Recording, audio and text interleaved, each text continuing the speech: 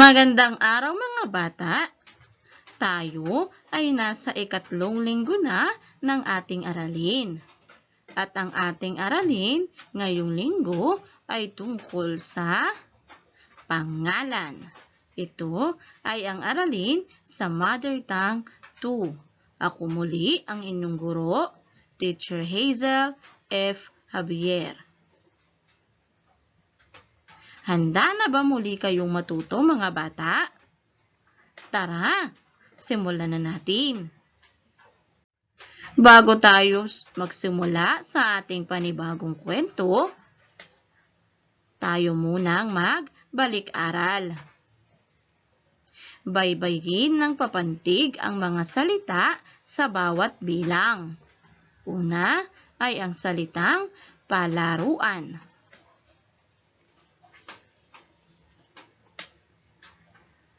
Magaling. Ikalawa, kwaderno. Paano kaya natin ito papantigin? O babaybayin ng papantig. Magaling. Ikatlo ay ang salitang kalabaw.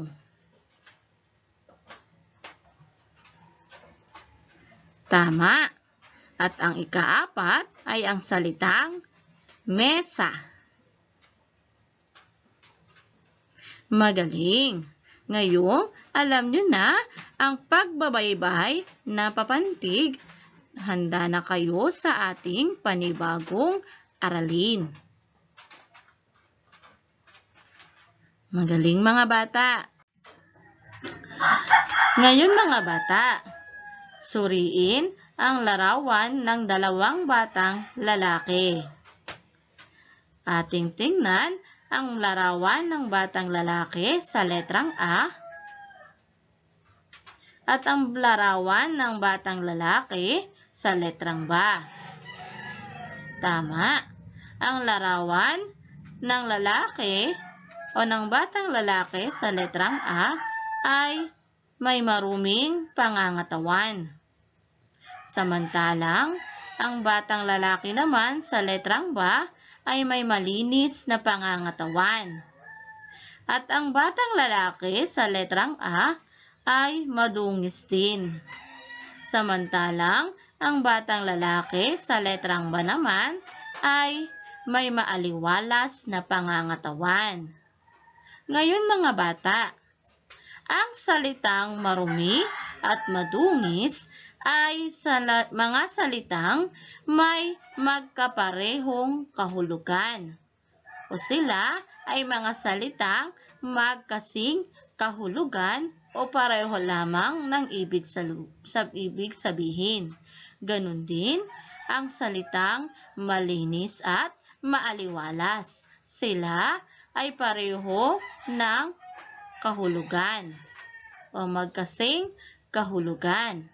Samantala naman, ang salitang marumi at malinis ay siya namang kabaliktaran. Ibig sabihin, itong dalawang salita ay magkabaliktad ng ibig sabihin. At ang salitang madungis at maaliwalas ay magkaiba rin ng ibig sabihin. Kaya ang tawag dito ay mga salitang magkasalungat. Ngayon mga bata, narito ang mga salita mula sa kwentong ating pakikinggan mamaya. Subukin natin. Tukuyin kung magkasalungat o magkasing kahulugan ang mga sumusunod na salita. Una, masaya, malungkot. Tama. Sila ay magkasalungat o magkabaliktad ng ibig sabihin. Ikalawa, magulo, maayos. Magaling. Ang tamang sagot ay magkasalungat. Ikatlo, sakit, karamdaman. Magaling. Ang tamang sagot ay magkasing kahulugan dahil pareho lamang sila ng ibig sabihin. Ika-4, mabango, mabaho. Tama. Sila naman ay mga salitang magkasalungat o magkabaliktad ng ibig sabihin. Ika-5, ito naman ay ang malinis at maaliwalas. Magaling, ang tamang sagot ay magkasing kahulugan. Mga bata, pag sinabi nating magkasalungat, ito ay mga salita na magkaiba ng kahulugan o ang mismong kabaliktaran nito.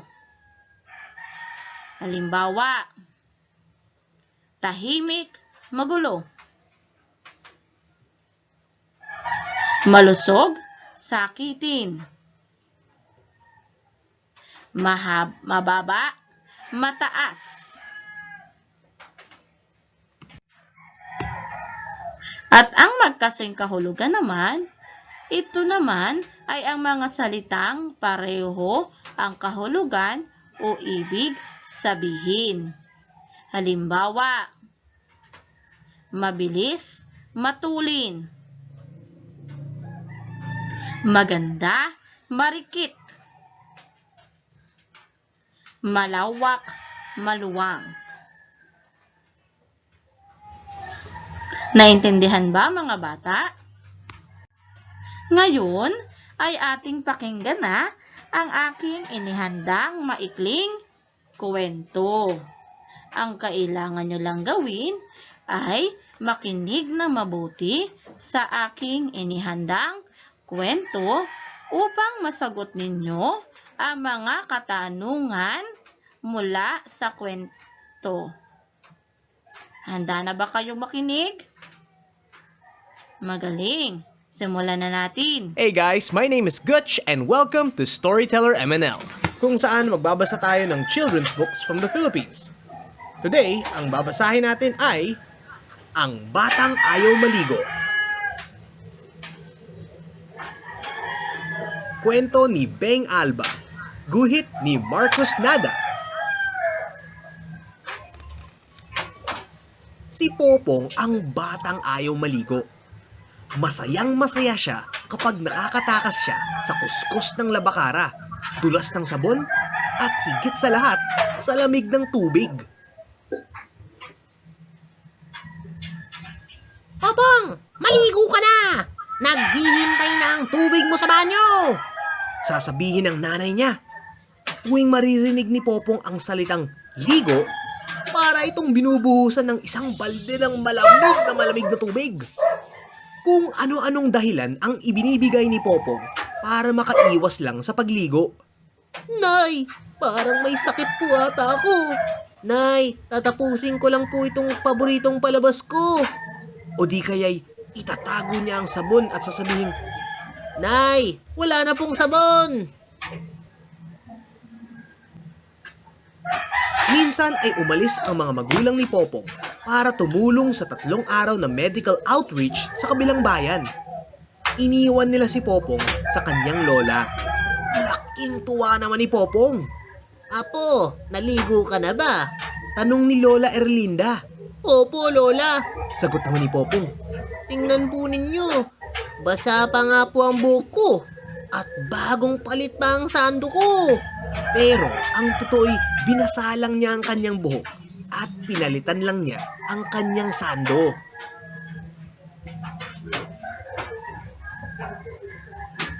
Aba, oo nga. Pero ano ba yung naaamoy ko na parang amoy araw?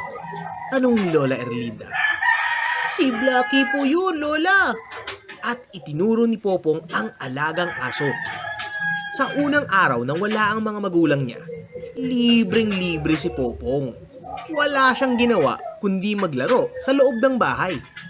Inilampaso niya ang katawan sa sahig. Siniksik ang sarili sa ilalim ng kama.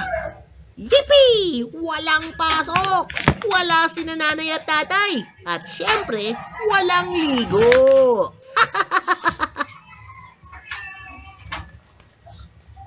Sa pangalawang araw, sa bakuran naman naglaro si Popong. Umakyat siya sa puno ng bayabas at hinabol ang mga alagang pato. Yippee! Walang pasok!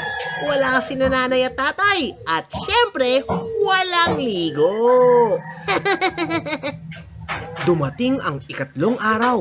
Wala pa rin ang nanay at tatay ni Popong. At 3 araw na siyang hindi naliligo.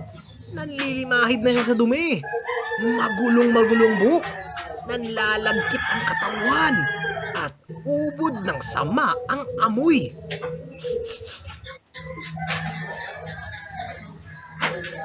Apo, gumising ka na. Abay, mahuhuli ka sa klase. Sigaw ni Lola Erlinda. Bumangon si Popong at dali-daling isinuot ang kanyang uniforme. Hindi na siya nakapagsuklay. Hindi na rin siya nakapagsipilyo ng ngipin.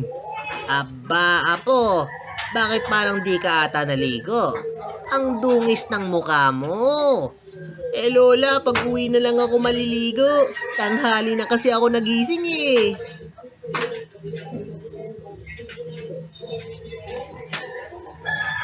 Masayang pumasok sa eskwela si Popong dahil muli niyang makakasama ang kanyang mga kaibigan.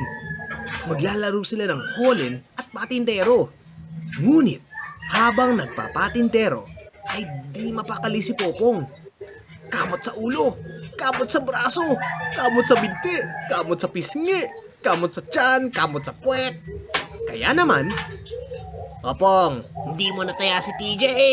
Popong, di mo nataya si Tintin. Kamot ka kasi ng kamot eh. Siguro di ka naligo, no? Pagkatapos magpatintero ng 3 beses, hindi na isinali si Popong ng mga kaibigan niya. Naiiwang nag-iisa si Popong. Malungkot niyang pinanood ang mga kalaro mula sa malayo. Bakit kaya ayaw nila akong makasama? Malungkot na malungkot si Popong. Marami nga siyang pagkain para sa merienda. Wala naman siyang kasalo. Gusto nga niyang makipagtakbuhan. Wala naman siyang kalaro. Muli niyang nilapitan ang mga kalaro. Pwede bang sumali ulit sa inyo? Pwede, Popong. Pero, kung nakaligo ka na. Sigaw ng mga kalaro niya. Sabay nagtawanan. Tiningnan ng maigi ni Popong ang kanyang mga kaklase. Napansin niya na ibang-iba nga ang itsura nila sa kanya. Maayos ang kanilang buhok, malilinis ang kanilang mga muka, at mapuputi ang mga ngipin. Samantala, siya na may ubod ng gusgusin at kamot ng kamot. Dali-daling umuwi si Popong. Agad niyang hinanap ang pinakamabangong sabon, pinakamalaking labakara, at nagsimulang magkuskus. Kuskus dito, kuskus doon. 1, 2, 3 buhos ng tubig. Kuskus dito, kuskus doon. 1, 2, 3 buhos ng tubig. Sa kauna-unahang pagkakataon, naramdaman ni Popong na masarap palang maligo. Masarap pala ang pakiramdam ng katawan kapag nililinis ng sabon at hinuhugasan ng tubig. Ni hindi niya napansin na malamig pala ang tubig.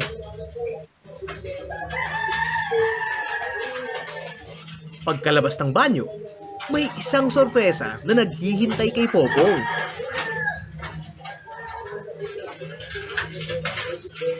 Wow! Ang bango-bango naman ng anak ko! Sigaw ng kanyang tatay. Nay! Tay! Bumalik na kayo! Bulalas ni Popong. Hinagkan niya silang dalawa. Oo anak, sa katunayan, nag-alala kami sa iyo habang nasa kabilang bayan kami. Sagot ni nanay. Maraming bata kasi doon na kung hindi may bungang araw ay may galis aso naman. Dagdag ni nanay. Nagkasugat-sugat na nga ang mga balat nila dahil siguro kamot sila ng kamot. Talaga po? Pwede po bang mangyari sa akin yun, Nay? Tay? Oo anak, pero maiiwasan naman ito kung laging malinis ang katawan mo. Sagot ni tatay. Napaisip si Popong sa sinabi ng nanay at tatay niya. Naalala niya na muntik na ring magkasugat-sugat ang balat niya dahil sa kanyang pagkakamot. Tiningnan ni Popong ang kanyang mga magulang. Nay, Nay, sorry po. Kasi po, mula nang umalis kayo, ay ngayon lang ulit ako naligo. Nagsisinungaling po ako kay Lola tuwing tinatanong niya kung naligo na ako. Pero mula ngayon, susundin ko na po ang lahat ng mga sinasabi ninyo. At kahit na si Lola lang po ang kasama ko dito, maliligo pa rin ako. Matapos mangako ni Popong, ay bigla itong napaisip. Si Blackie kaya?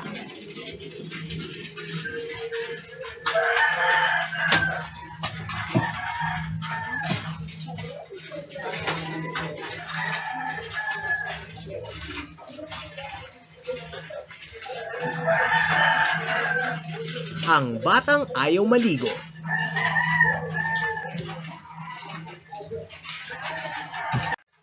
Nagustuhan nyo ba ang ating kwento, mga bata? Magaling! Ngayon ay ating sagutin ang mga tanong mula sa ating napakinggang kwento. Una, sino ang batang ayaw maligo? Magaling! Ito ay ang batang si Popong. Ikalawa, bakit ayaw niyang maligo? Tama! Dahil mas gusto niya ang maglaro ng maglaro. Ikatlo, ano ang nangyari sa kanya sa paaralan isang araw? Tama!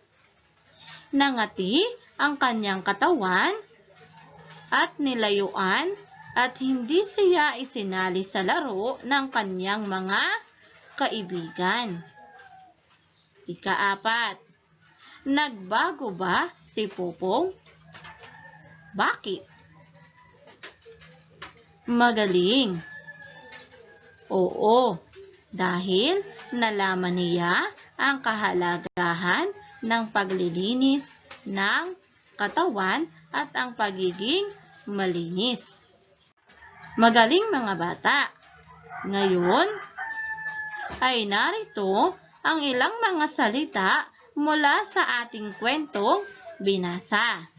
Narito ang mga salita mula sa kwento. Una ay si Nanay, Tatay, Lola Erlinda, Popong, TJ, at si Tintin. Ikalawang hanay, Sabon, Balde, Sando, Kama, Holen. Ikatlong hanay, Aso, Pato. Ikaapat, Bayan, Paaralan, at Bakuran. At ang ikalimang hanay naman ay ang salitang Medical Outreach Program. Ngayon, mga bata, basahin nyo nga ang mga salitang ito mula sa kwento.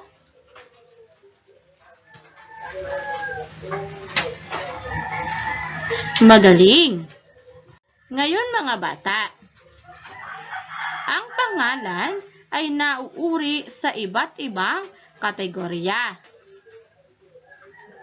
Una, ito ay nauuri sa kategorya ng tao, bagay, hayop, lugar, at pangyayari. Ang salitang nanay, lola, TJ, tatay, Popong, at Tintin, ang mga salitang ito mula sa kwento ay tumutukoy sa pangalan ng tao. O ito ang mga tauhan mula sa kwento. Samantalang, ang salitang sabon, holen, balde, kama, at sando naman ay mga salitang tumutukoy sa pangalan ng mga bagay. Ikatlo, ang salitang aso at pato. Ito naman ay tumutukoy sa pangalan ng hayop. Samantalang, ang salitang bayan, paaralan, at bakura naman ay tumutukoy sa pangalan ng lugar.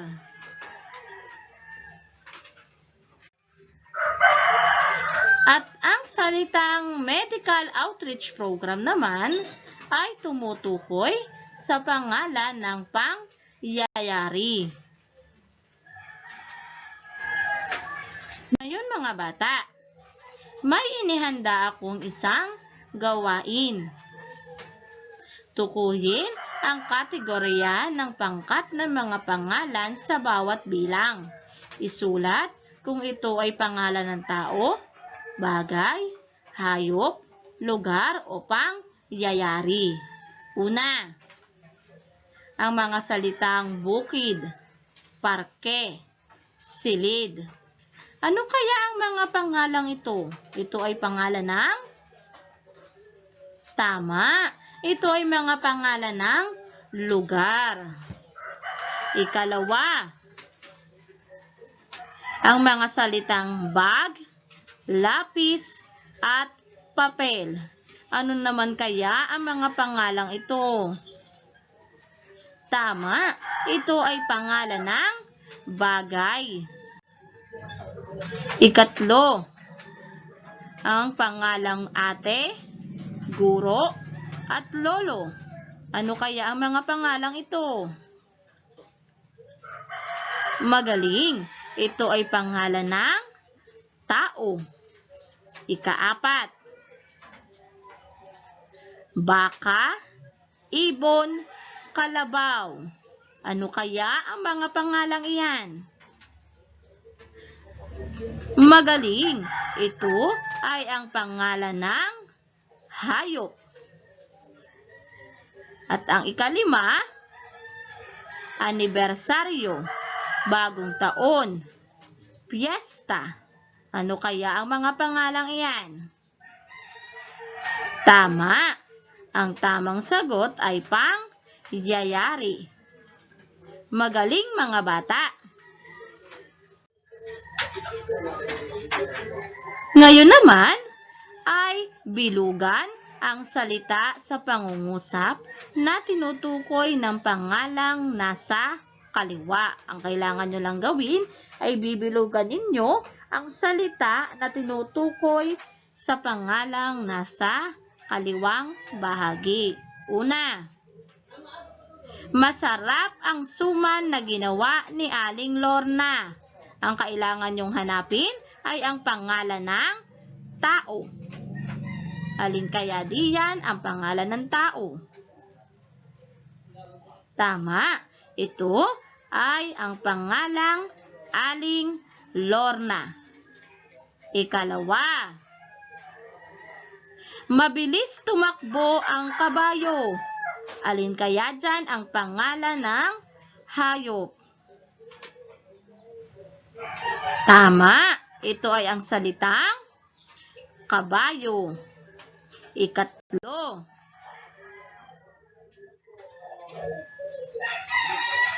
namasyal ang mag-anak sa Luneta Park kahapon.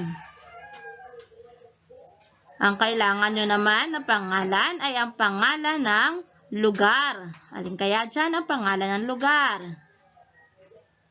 Magaling! Ito ay ang Luneta Park. Ikaapat, nawala ang lapis na mahaba. Alin kaya ang pangalan ng bagay? Magaling! Ito ay ang lapis. Ikalima, Nagpunta kami sa kaarawan ni Lorna kahapon. Ano kaya dyan ang pangalan ng pangyayari? Tama. Ito ay ang kaarawan. Ngayon mga bata, ating tandaan. Ang pangalan ay salitang pantawag sa tao, hayop, bagay, lugar at pangyayari. Ito ay nahahati sa 5 kategorya. Unang kategorya ay ang tao. Halimbawa, Binibining Cruz, Alan, guro. Ikalawa, pangalan ng hayop. Halimbawa, ibon, pusa.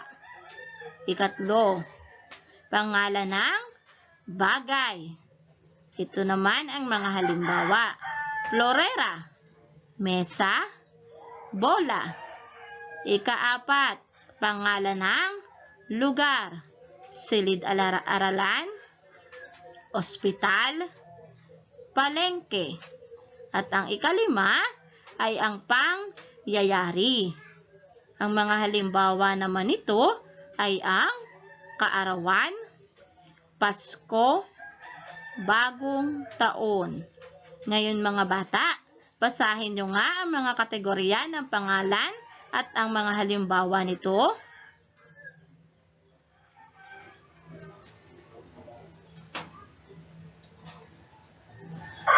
Magaling!